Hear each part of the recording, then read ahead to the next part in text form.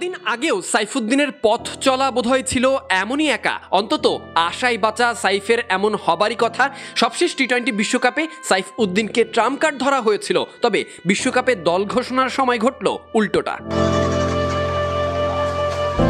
বর্তমান সময়ে দেশের সবথেকে ভরসাবান অলরাউন্ডারদের একজন, তবে যে কোনো কারণে বিশ্বকাপের সময় সুযোগ দেওয়া না দেওয়ার মাঝে ভাবতে হয়েছে নির্বাচকদের। সবশেষ মনে হয়েছে সাইফুদ্দিনের জন্য বোধহয় এই সুযোগটা হেলায় হারা। এই ভাবনার অবশ্য বেশ কয়েকটা কারণও ছিল। ইনজুরি থেকে ফেরা সাইফুদ্দিন কতটুকু দিতে পারছেন, দেওয়ার চেষ্টায় বা কতটুকু করছেন, সেই সবই ছিল নির্বাচকদের নখদর্পণে।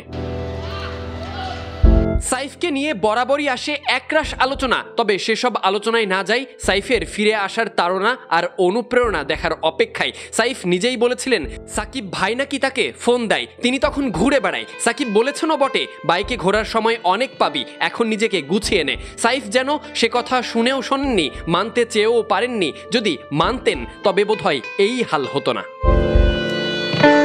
এভাবেই মিরপুরে নিয়মিত অনুশীলনে আসছেন সাইফ। চিরচেনা নীল কালারের গাড়িটা আর দেখা যাচ্ছে না। এভাবে এক বন্ধুর হেলমেট দিয়ে কিটব্যাগ গুছিয়ে অনুশীলন শেষে রিক্সা নিয়ে বাড়ি ফিরেছেন। যতদিন সাইফ আন্তর্জাতিক ক্রিকেট খেলছেন তাতে অন্তত সাইফের এই সাধারণ চলাফেরা করা আর সম্ভব হতো না, যেমনটা সিনিয়র ক্রিকেটাররাও পারে না।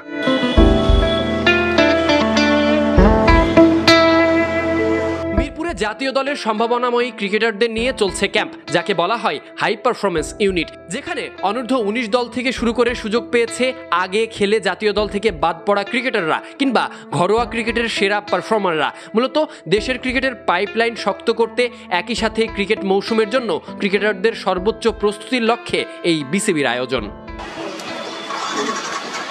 মূলত জাতীয় দলের বাইরে যারা থাকে তারা সেভাবে ম্যাচ খেলার সুযোগ পায় না। নিজ নিজ এলাকায় নিজ ধর্মীয় অনুশীলনে ক্রিকেটাররা জাতীয় দলের জন্য প্রস্তুত থাকতে পারে না। সেসব কিছু দূর করতে যত সব প্রচেষ্টা, যা হতে পারে সাইফুদ্দিনের মতো ক্রিকেটারদের ফিরে আসার বড় পর্দা।